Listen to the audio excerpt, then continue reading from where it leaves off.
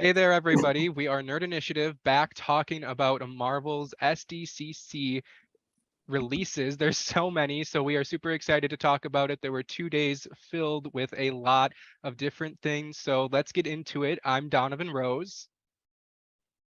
I am Jeremy Bowersock. Micah Ellenson, the pop culture rabbi.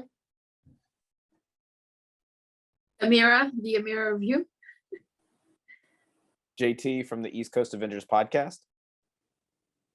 I'm Sean from the Capsule Life podcast.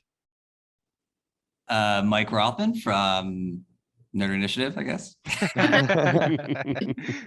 All right. Well, first, there was a lot of announcements on Friday with animation. That's where we got really a lot of things, everything animation. Saturday was all the live action. First, we got the trailer for an upcoming short series, I Am Groot. What is everybody's thoughts on that after seeing the first trailer for it? I am really excited for that. It looks so much fun. It looks like he's gonna either like become like an idol to these little like alien creatures. It seems like it's just gonna be so much fun just from that scene alone. But it's 5 episodes, so I'm excited. Until you said that, I didn't realize it reminds me of Gulliver's Travels, right? Where, Yes, Oh, yes. And so I just thought of that as you I was said trying to think of the name of that the whole time we were getting ready to start this, but I'm like, I cannot think of the name of that. Yeah. Yeah, that's totally. I'm really glad that they're actually dropping. Like, don't get me wrong, I'm excited for it and I'm gonna watch it. But like you can skip it. Like that's the you know, it's okay to skip it. But I really do like that they're dropping all 5 shorts all on the same day.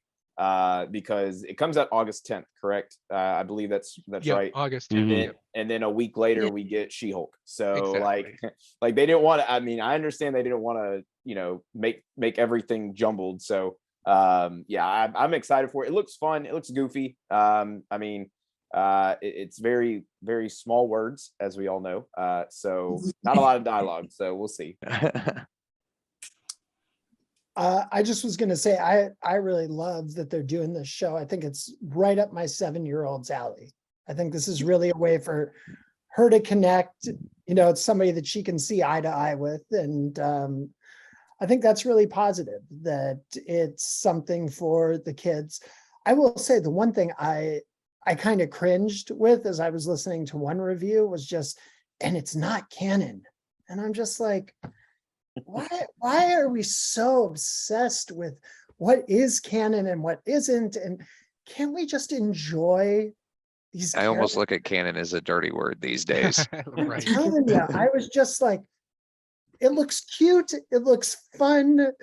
Like, it's like, oh no, it wasn't canon. It was, I don't know how this ties into the larger Marvel universe. And it's like, why does it have to?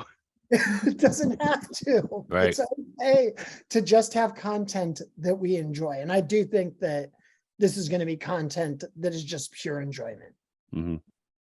Personally, I enjoy the fact that it's not canon actually. So like it's so, because I was like, I'm gonna not have to think about like the consequences that it's gonna have on any future movie or something. Like I really like it, and I do agree with you. I think it's gonna be a way for like a really younger audience to connect with the MCU, to have like a little mascot, you know, to have like, I don't know, a plushie Groot. That would be really fun. It's sweet. It's just like a little break before you start heavy with She-Hulk.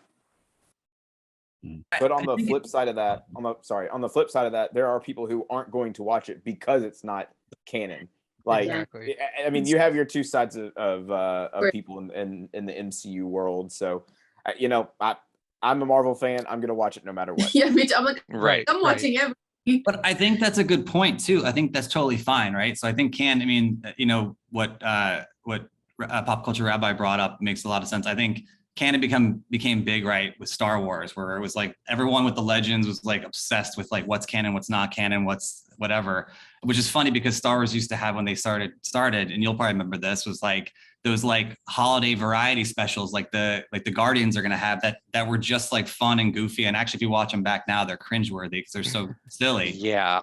But I think the fact of the matter is, like, it's totally cool to have stuff that comes out that we don't watch. Some people don't watch. I love Star Wars. I have not seen Clone Wars. I haven't seen all the animated shows. Like, I know I should. And then there's some other ones that I can't think of the names of. But I mean, I think it's again, the whole thing, variety, right? Something for everyone, for kids, it's totally okay. And I think, yeah, to what the pop culture rabbi was saying, I think people should just like take it and be like, okay, I'm not gonna watch it, and not scream into the void and worry about it, and either enjoy it or don't. I'm gonna watch it. I think it'll be fun and cute. I might turn it off after like 2 or 3 episodes and be like, all right, cool, it was adorable, and that's it.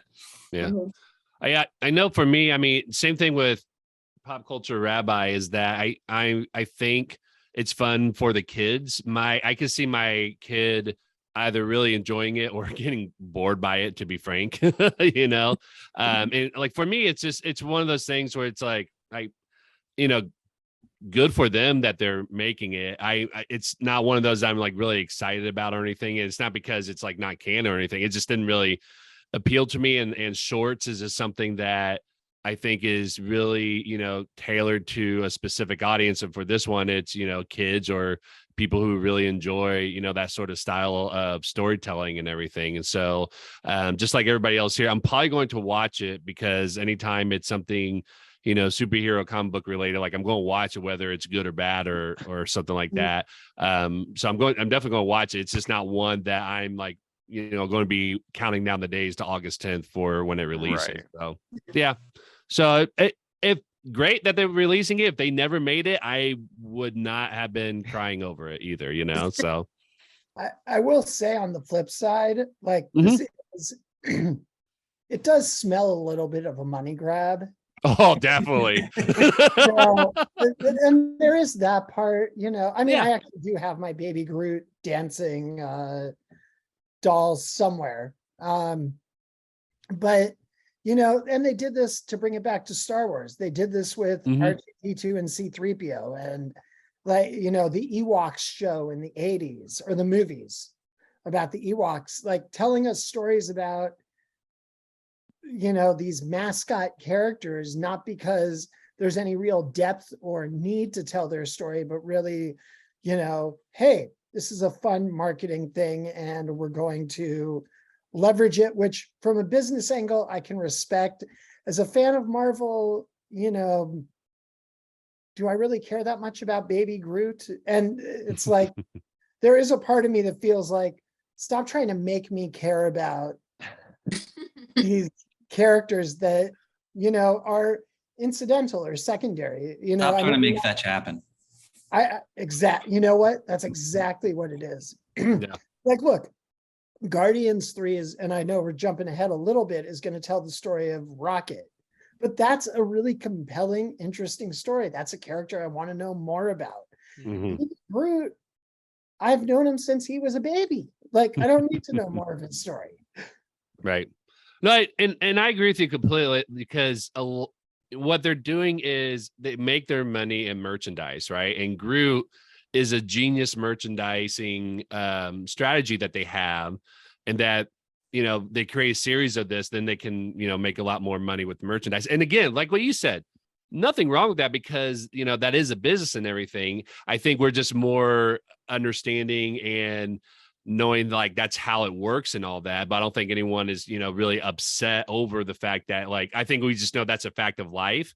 But if your kid absolutely loves the show and loves the character and wants to have that merchandise, like parents will do that and everything. And so I don't think there's any shame in saying that it's a money grabbing technique, because a lot of it is what it is, because even though they make a lot of money from these shows and movies, they make a lot more merchandising, and that's exactly what Groot is for the Marvel universe right now. Is like, it is that merchandise feature for them right now. So do we know the name of the cute little characters that are they remind me of porgs from Star Wars, the little characters that are worshiping him? Do we know their name? No, they didn't mention anything as far as I saw.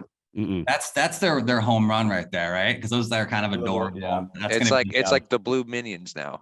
Yeah. And I can clearly see like Groot at Christmas special, Groot Halloween special. Oh, it's coming, I bet. It's just a funny thing to keep going and to have more merch for younger audience.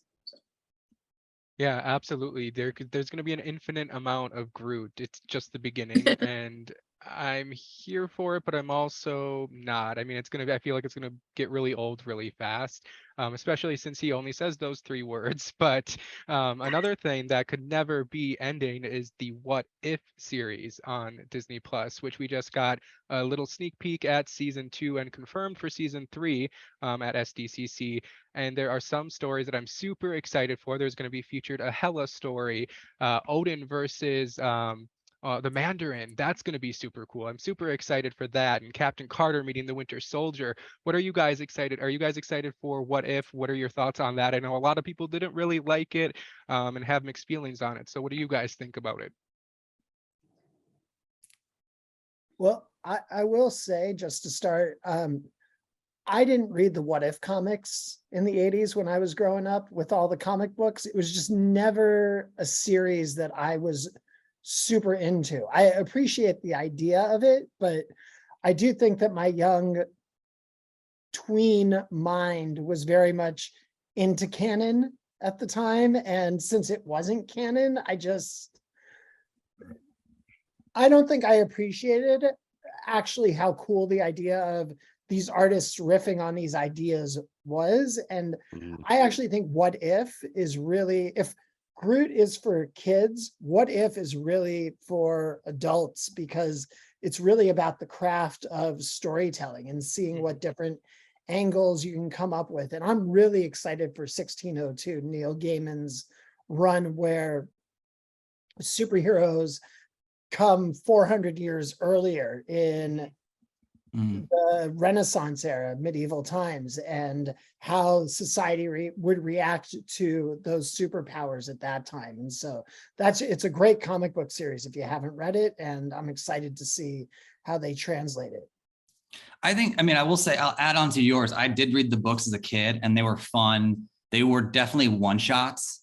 They weren't, the original series wasn't really interconnected. I mean, I recently bought at a convention just for fun. It was like in a $5 bin. It was like, what if Punisher had killed Daredevil? And it leads this whole winding thing down where like Spider-Man goes crazy and he dies. And like, it's this whole crazy like thing that like triggers, but then it ends like, and so I do love that they're kind of, I remember the feeling of wanting to know like how this alternate timeline carried on, and you never really got that. I mean, they rebooted it, so it might be different. So I'm excited about that. Like, I think the first season was really fun. I love Jeffrey Wright as the Watcher. I mean, the guy can narrate my life if he wants to. It'd be great. But I think I am excited for them to carry it on and keep having these different things. And I do like how they're tying it back in. They could have not tied it back in, and I would have been fine with it as well. I think it's just a cool alternate kind of franchise.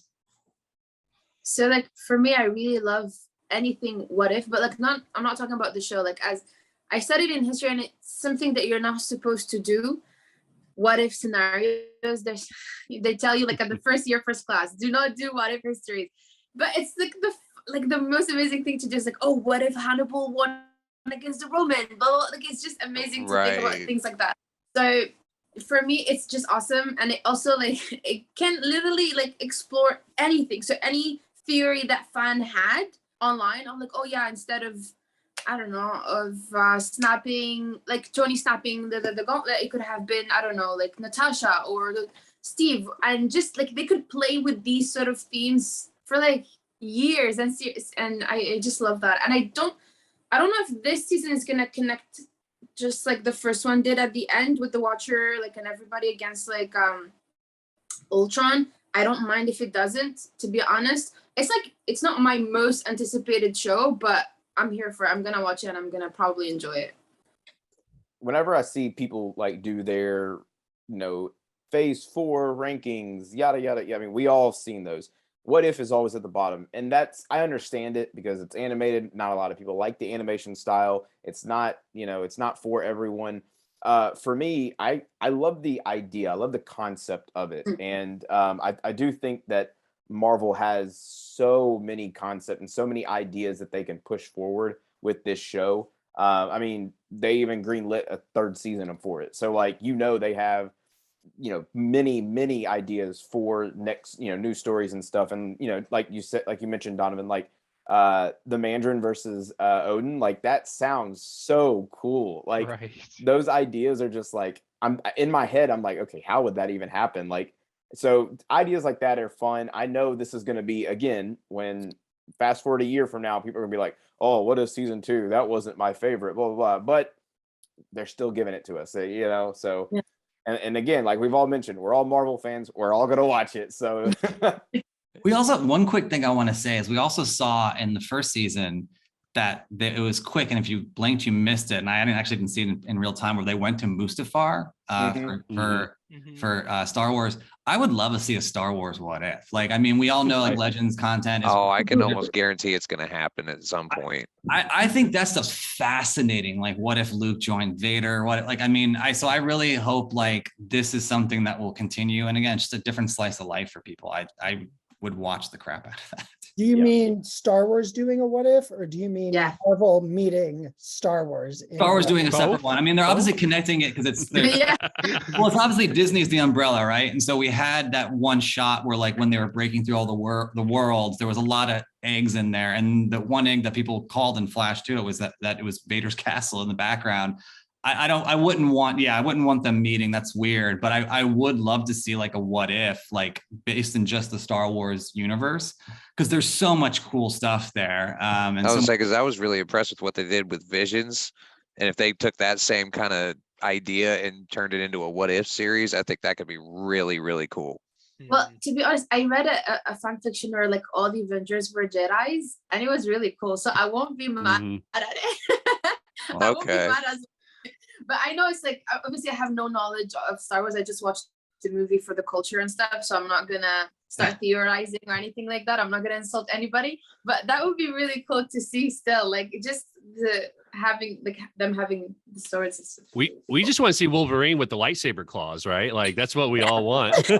I just want to see Vader meet Mighty Thor. Wait now a minute. Hold on. Now I'm excited to see what if Padme had lived. Oh my God. And turned into Mighty Thor. I don't know. But no, there was an episode of What If last season that was so popular and fans loved it so much that it's actually getting its own spin-off series, Marvel Zombies, which we got a first look at this weekend too, and it features a lot of Phase 4 people coming into it, which we didn't really see obviously with What If, because that was in the middle of Phase 4, so we didn't really have anybody to set it up. But now we have a lot of Phase 4 characters coming into this show. So are you guys excited for that? I personally thought that this was one of my favorite episodes of What If, so I'm super excited to see that. It looks like it is the same universe because we have Zombie Cap again, and he got cut in half in What If, and he is cut in half in here. So we also get Zombie Wanda. Yes. Right. And I'm interested to see, because Marvel Zombies is also a comic series run. So I'm really interested to see if they take anything out of that and like incorporate it, or if this is going to be like its completely own new thing. My thing is, go ahead, Sean. The only thing I was going to say was I will say that I am not a zombie person, so that is my least favorite episode of the series.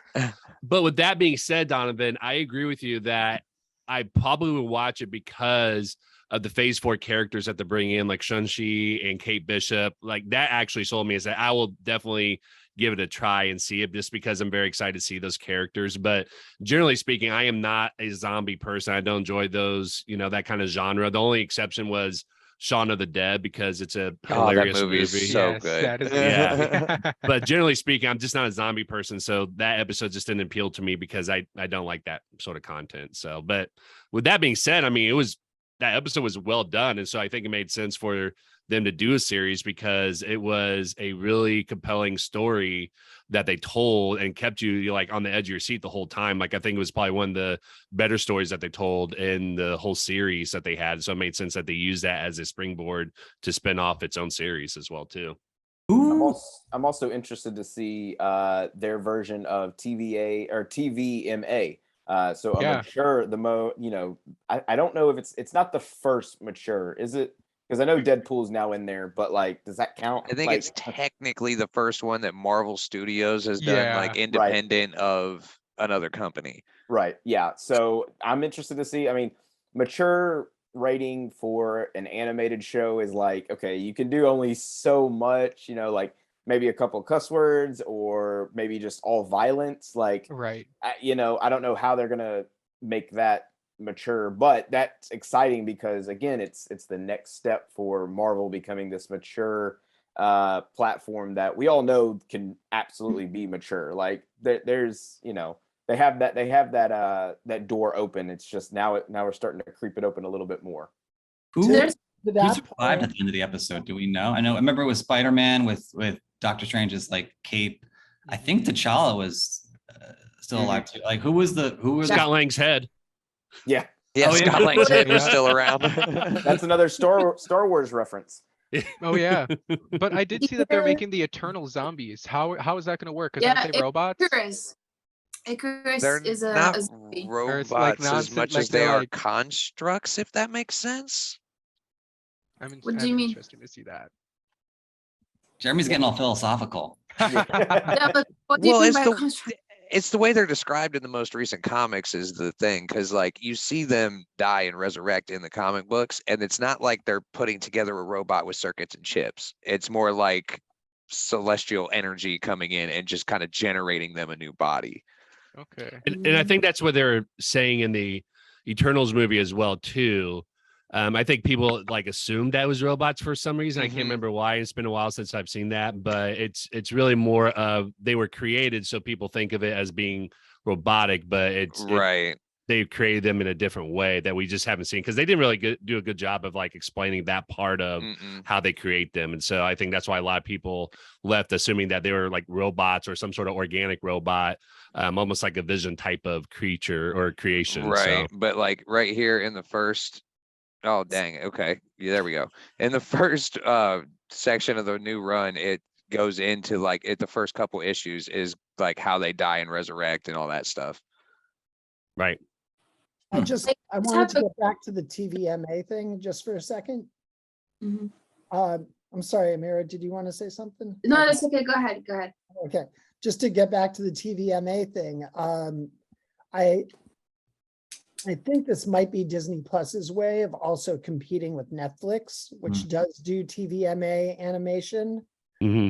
And so the more stuff that Disney Plus offers that Netflix also offers, the less people need Netflix. And so if Disney Plus can start paving this road of more mature animation, I think it makes it competitive for them against Netflix. So I can see that's another angle that maybe they're going for in all this. And it's interesting, Bill, because it's upset a lot of parent groups as well too, because they made that promise that Disney Plus wasn't going to have rated R films or TVMA, and so now it seems like they're not taking that route, because I think they were going to try to at some point make like a off channel of Disney Plus, like how some countries have like Disney Plus Star or something like that.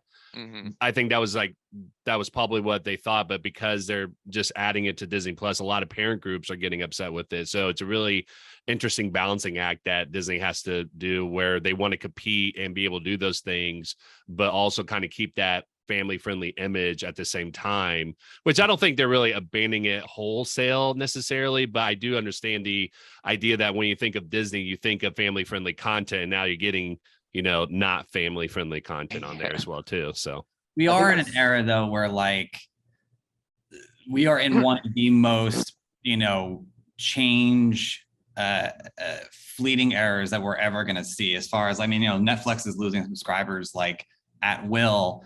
And then there's all these other streaming platforms that we can talk about like ad nauseum. So I think that, my point with that is just like all bets are off with any company right now, because we're going to finally, we're in like the 80s of cable, right? Like 1980s, 90s, where I think everyone's looking for their market share.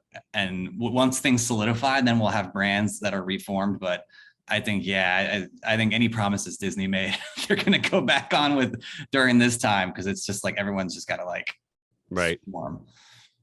And I think Disney's counter action to that, Sean, would be, well, we have a parental control guide where you can set your own your own Right. stuff. So if you don't want it, you don't have to have it. And Right. so, because to your point, like I know a few friends who were like, yeah, we really wanted to sit here and watch this with my son, but it's got TV, 14 or whatever the ratings are. And he was like, I can't watch it. But then I said, well, you can control that. And he was like, oh, okay, well then that makes sense. So it's Right. like, if you're getting mad at your own self kind of situation.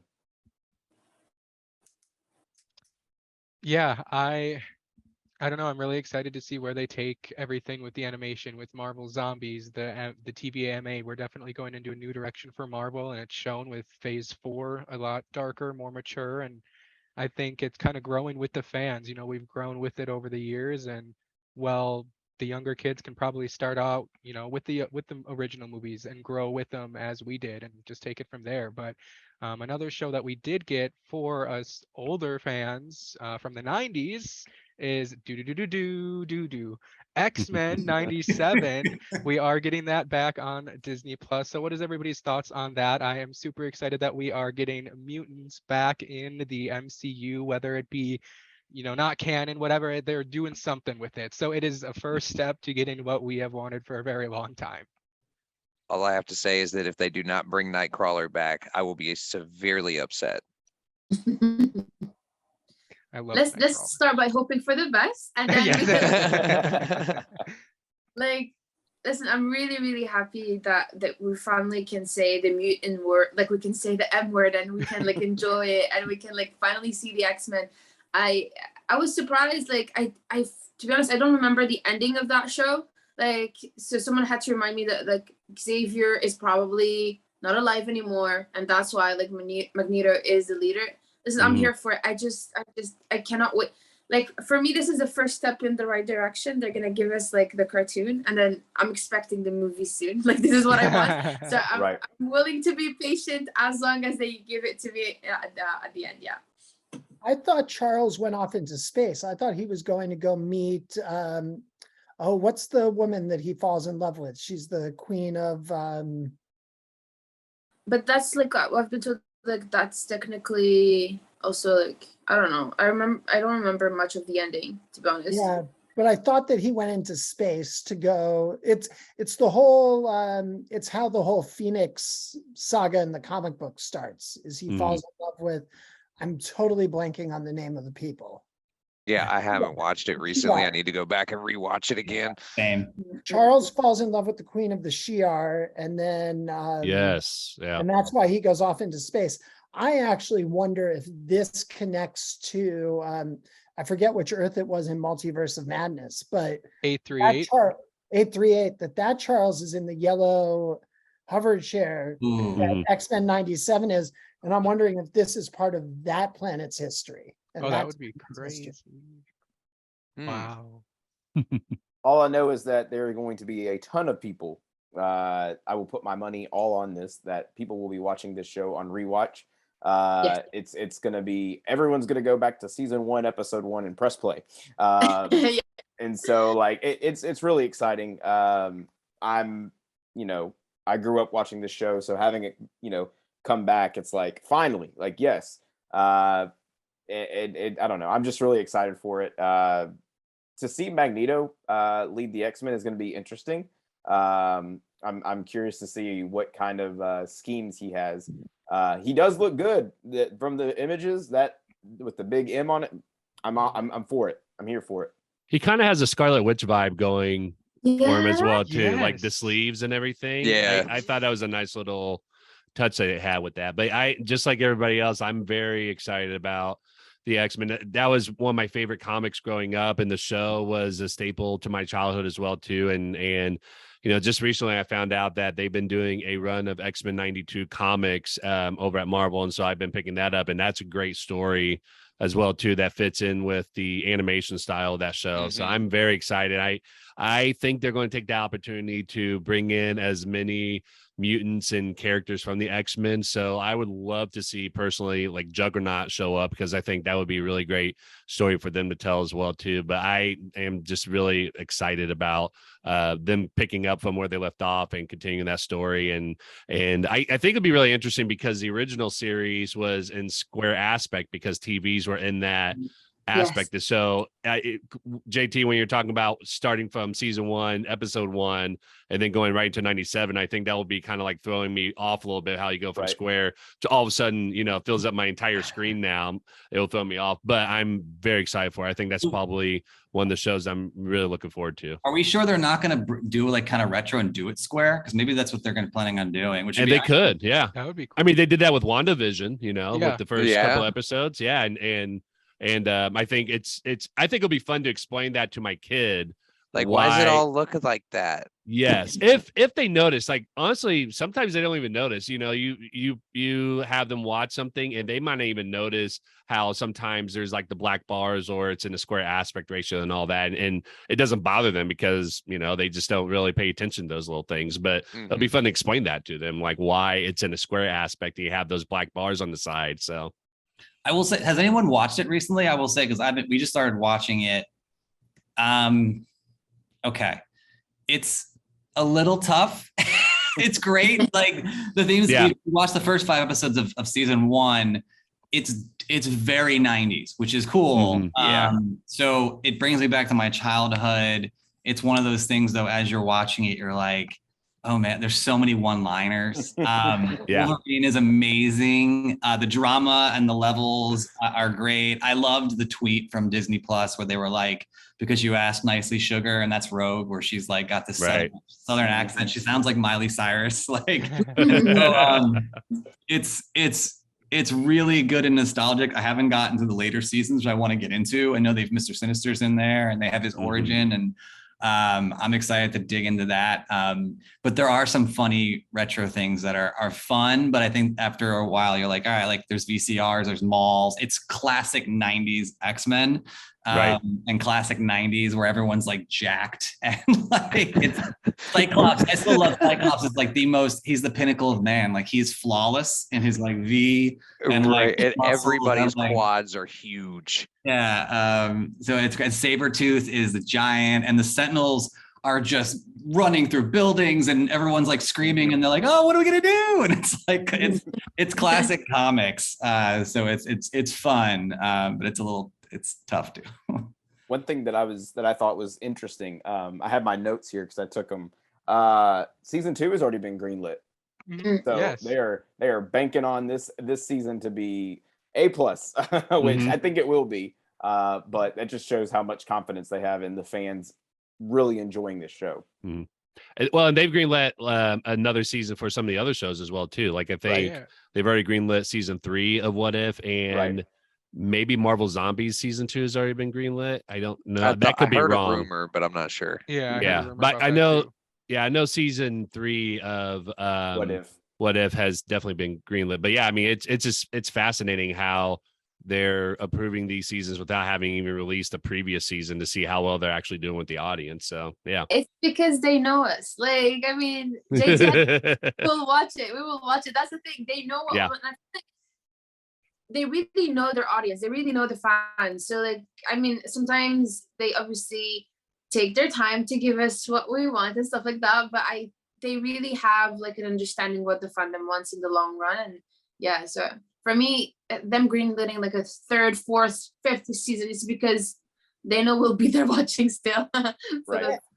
And I think to that point, Amira, and I totally agree, is they're telling their story. I mean, I know they just had a big retreat where they went out and they planned phases 5, 6, 7, and 8 all the way to 2030. Like they're telling their story and they're going to tell that story no matter what, right?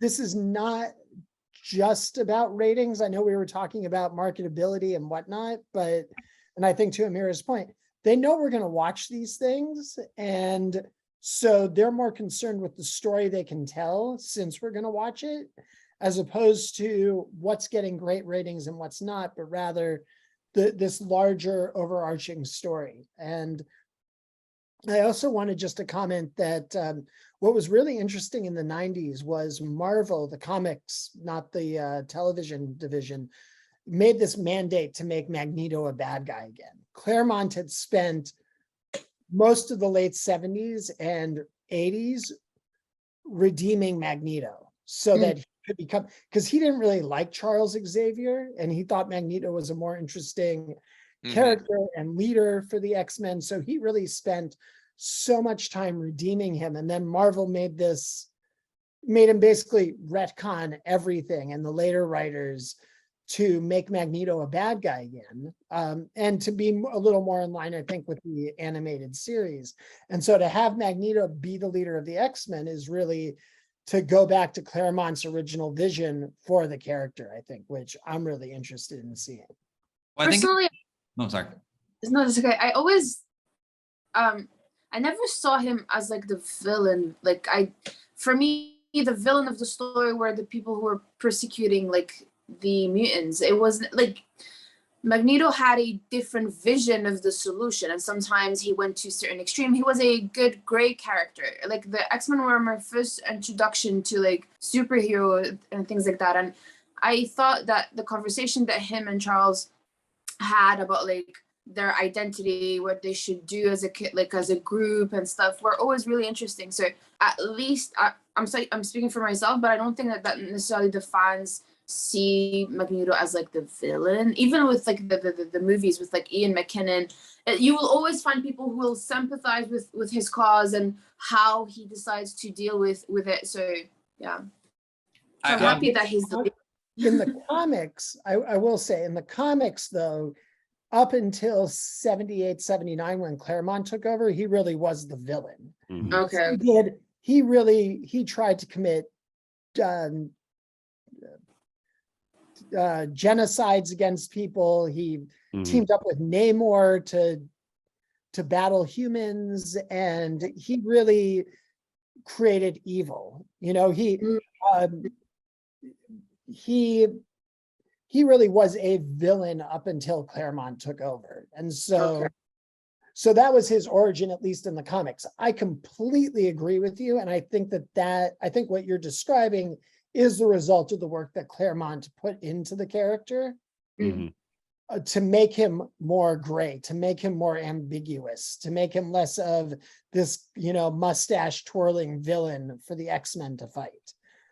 He really didn't have any subtlety in the first, I think it was like 95 issues of X-Men. He really was this two-dimensional bad guy. And then Claremont slowly moved him more to the center because he wanted more interesting characters. But it was really that Claremont influence, I think.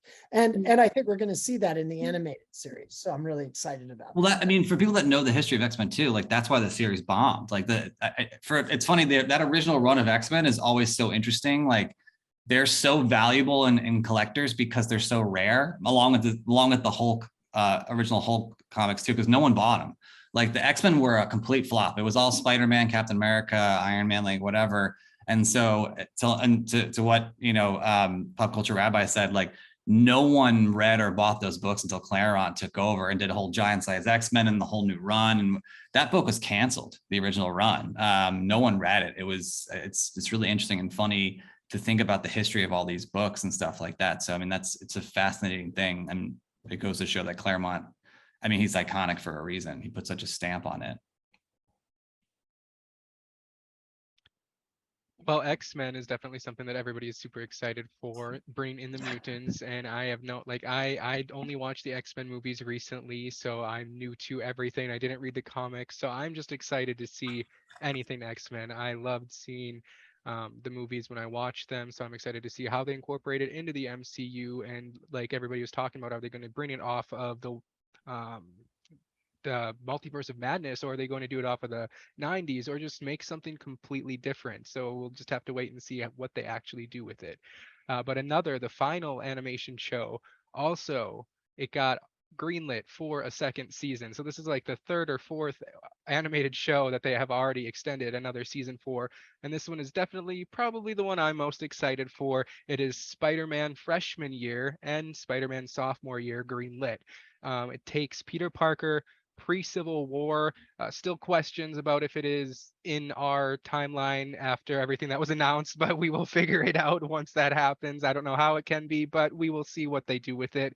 I'm really excited for it, but what are your guys' thoughts after hearing everything about it that they announced? Like you, I'm a bit confused. I don't exactly know what timeline it's going to set in because I'm just confused. Timelines aside, like- I will say that the cool thing, I mean, X-Men is really fun and great, and there's Juggernaut and Magneto later on. But the cool thing about Spider-Man that really lends itself to something like this is he really has the best rogues gallery of villains. Oh, hands down. So like if you look at the first like 20 to 30 issues of Spider-Man with like Scorpion and Goblin and that's what I think is really will be, they can lean into this with like really having fun with it and making it animated. So I'm excited to see it. I mean, I can watch Spider-Man all day. He's one of those characters that much like Batman that you can watch all day. Some of the other ones, you know, I think if iconic ones you think about like Superman, I can't think of a lot of great villains he's got. I mean, he's got a couple, but so I think Spider-Man really is like, they can just really spread this out over seasons and introduce all these cool characters, and it'll be a fun ride. I think it's an alternate universe just because I think this is what if Tony Stark wasn't Peter Parker's mentor, but rather it was Norman Osborn. Okay. That would make sense. What Yeah, I think that's what's going on in it. I'm really interested, given that Spider-Man is a Sony property. I'm really curious who they're going to allow this show to use. I mean, clearly they're using the Rogues Gallery as Scorpion and all those. And I'm kind of interested, you know, will they bring in Gwen Stacy? Will they allow some of these other Spider characters, you know? Would they allow Miles Morales to be in the show maybe in junior year, you know? And so where is this crossbreeding gonna occur, and how much is Sony gonna hold on to certain characters, and which characters is Sony gonna allow Disney to play with? So I'm excited about that. Does Sony have the license to all, is it the universe or is it, okay. I didn't- Yeah, whole anything Spider- connected to Spider-Man. yeah. Yeah, that's why they can do Madam Web. That's why they can do Craven and Morbius and all of those. I looked in the mirror when you said Morbius. Yeah. My gosh, let's just not don't make me talk about that. What are you talking about? Whatever that calls itself a movie. Anyways, I was gonna say, yeah, no, personally, I'm I'm still sorry- waiting for I'm a sorry, live action Hobgoblin. So no, it's okay. No worries. It's just, no, it's not. I mean, I guess there is probably worse. It's just I did not like the movie. That's just basically it. But no, for Spider. I don't think there is worse, Amira. I think that is the worst Marvel movie. Oh no! I'm pretty sure everybody saw the Fan 4 stick. There. I did not, but Don't. Sure. Okay. I was like, am I gonna Google this tonight, or is it gonna? Okay, cool. I'm not. No. No, for me, I think it's canon, but I think our definition of canon needs to change, because canon has always been 616 main timeline MCU, which was possible because of what Kang was doing with the TVA. But now that there's no like sacred timeline anymore, literally anything could be Everything canon. is yeah. yeah, that's why There I you go. think canon has But- turned into somewhat of a dirty word, because really, if you want to think about it, even with the DCEU, there is no It's not canon a anymore. dirty word. Everything, if it's been created, it's canon. So but that's everything is canon. But that's not a problem. I mean, No. there are in the space where there are like a multiverse, it's like yes, everything is canon because it is a reality on its own and it exists, and the people go through real thing, but in a different universe. So for me, I think it's just gonna be, what if, as just you said, pop culture rabbi, like what if Tony Stark didn't exist or never contacted Peter or anything like that, and they would go with maybe the original story of Peter and Norman Osborn and see how it goes. But yeah, I'm really excited. I mean, look at this. I mean, I love Peter, so I would watch literally anything. But for Miles, though, I think they're gonna keep him, because you talked about Miles.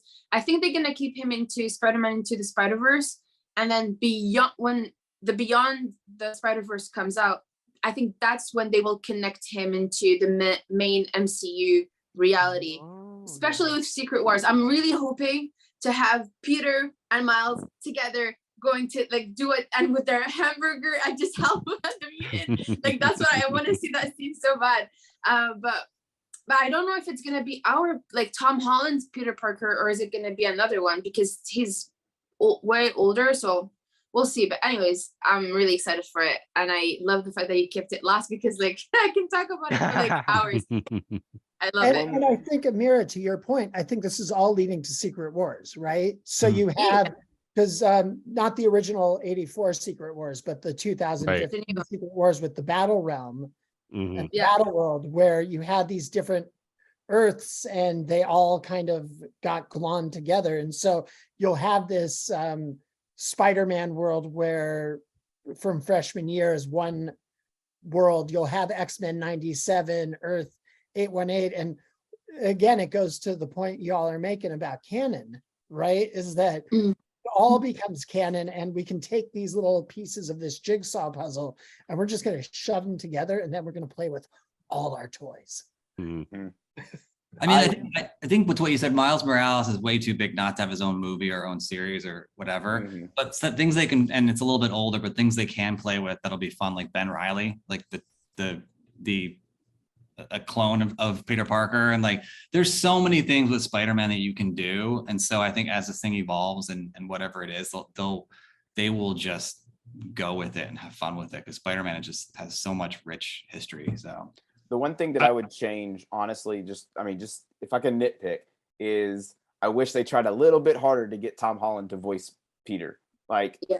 I mean, that's what throws me off about the whole like what universe this is. Which honestly, I just kind of threw that out the window when you saw the image of Norman and Aunt May with. I mean, it's the exact same image, just I was saying without- Harry Osborn was confirmed as a character, so I really don't Nico think this is going to Minoru be from The main Runaways, MCU like- continuity. I'm going to Right. say not canon, but Unless one thing- they end it with Doctor Strange doing the forgetting spell to Yeah, well, rationalize it. but wasn't Harry and Norman not in the MCU universe at all though? Because there was no That's- Oscorp, We right? don't That's know. how you know We don't that know. it's a different universe, I think. Unless they explain it in the end of the Right, series. unless they do some, yeah.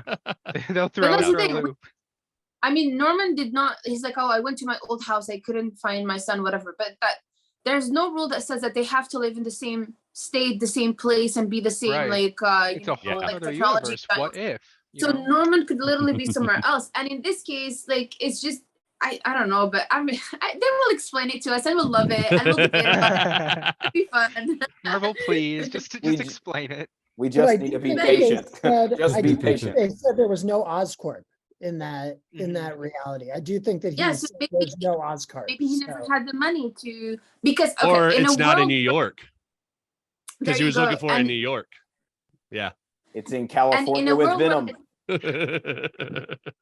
in a space where like Stark Industry literally works with the military, what would Oscorp do? Right, that's Yeah. usually their thing. Well, they compete with them, just like Justin Hammer tried to do. So if let's say Stark took the whole market, then maybe Oscorp never really saw the day. So there's like so many explanations possible. I'm here for it. That's it. That's all I have to say.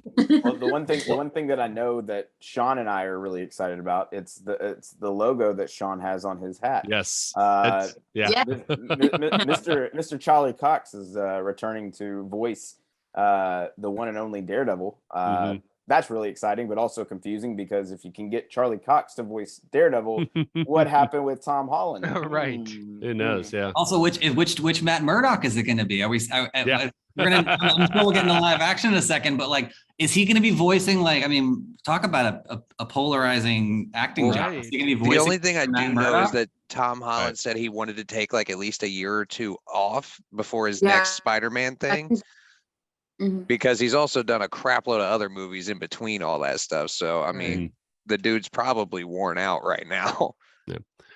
Going back to Daredevil being in the series, I will say I love the fact that they're going to have the black suit in the series. And one of the things that I immediately thought of when they introduced this is and I know they didn't share this in San Diego Comic-Con, but this might be something they'll reveal, at the end of the season, is bringing in Kingpin into the series, because Kingpin was a villain in both Daredevil and Spider-Man. So I could see them, bringing that character in at some point, whether it's at the end of freshman year or they introduce him sophomore year. But I would love to see that in this series. Do we Or have any Spidey idea? also- Do we have any idea which comics they're basing this series on? Each show is based on certain comic book runs, and Right. so I'm wondering, there's the whole Peter run when he is at Empire State U in the comics, and he meets Gwen Stacy, and he rooms with, Osborn and all of that, and he has to struggle with academics and being a superhero. That's where you get that's where you actually get the Morbius run, because he tries to depower himself, and he gets 6 arms. I became allergic to this one. I'm sorry to interrupt you. I became No, it's freaking allergic to this. Morbius is a character in the comics. I I'll just just need say. Jared Leto saying more time. I can't. Oh my god. Ignore Jared Leto's Sorry. performance. And it didn't happen, and go back to the comics. But it's the real point I'm making is that there's this, as Peter's growing up, he starts to struggle with being a superhero versus having a normal life, which is a normal Peter struggle. And he actually tries to conduct some experiments to lose his powers, and ends up morphing into a spider at one point, or at least growing extra arms. And I do think, to your point, Michael, that we could get into the clone line that way too, that Peter tries to depower himself, and these things happen. We can introduce the Jackal, and I'm just I'm like you, Amir. Jackal and Punisher. Super excited. Yeah, I'm just super excited, because I think that it just provides so many opportunities to grow Peter's life beyond Queens, beyond living with Aunt May, and really how he interacts in the real world. We got to see a little bit of that with Sam Raimi's Spider-Man, but this really allows us to dive into it. Hopefully they're just the gloves are off, and hopefully like they've worked out with Sony where it's like, hey, look, we're gonna do this. So it's not just like one universe or the other or whatever, and it's just an absolute blast. Like, I don't know if I started watching the old animated Spider-Man show, and it's actually really fun. I mean, obviously, again, it's a vestige of a certain era, right? Like there's things in there. Old one, sorry, when you say the old one, Which Yeah, old like one? it was the 90s. I'm not sure. Yeah. Well, it's the one of this poster back here. okay. So I think it's the 90s, but I mean, like he gets $1,000 bonus, and he's like, I can pay Aunt May's mortgage off now. And I was like, that doesn't work that way, but okay. But I think hopefully because to your point, like I think again, Spider-Man is connected to so many cool characters they can do. And so hopefully they made a deal, and that's why they've greenlit season 2, whereas there's like a conversation behind the scenes. It's like, let's just use whatever. Fantastic Four, we can do, I mean, like, let's just do whatever and use whatever. And that becomes kind of like the gold standard of like animated shows that might be outside of the realm of like the MCU and stuff that anyone can enjoy. It's super fun, so many different storylines and characters, and just have a blast with it. Hopefully that's the scenario, but we'll see what they decide to do with it. I would love to see if Sony, like you mentioned, Michael, Sony and Marvel work together, Disney work together, and they're like, hey, we'll have this season and we'll have this show. And Sony's like, yeah, well, we're gonna put him in the into the Spider-Verse movies. We're gonna bring that into the last, like the final movie. We'll somehow bring this Peter Parker from freshman year into meeting Miles and stuff. And maybe that's an open door for Miles to jump into our MCU or whatever. So I don't know. I just Sony knows what they're doing. Besides movies, they know what they're doing with the Spider-Man name. They know that, hey, we have this good thing going, and we're gonna milk the cow called Spider-Man and make every single person that has that we have the rights to, we're gonna make a movie on them. Craven, Madam Web, Miles, like every single person we're gonna try to make a movie on them. And if they're bad, oh well, we're still making a movie on them. So you never know. Except you scar Nora when you make these bad movies. Prudent? No, listen, scarred. because No, it's not. I'm scared. It's just because it's such.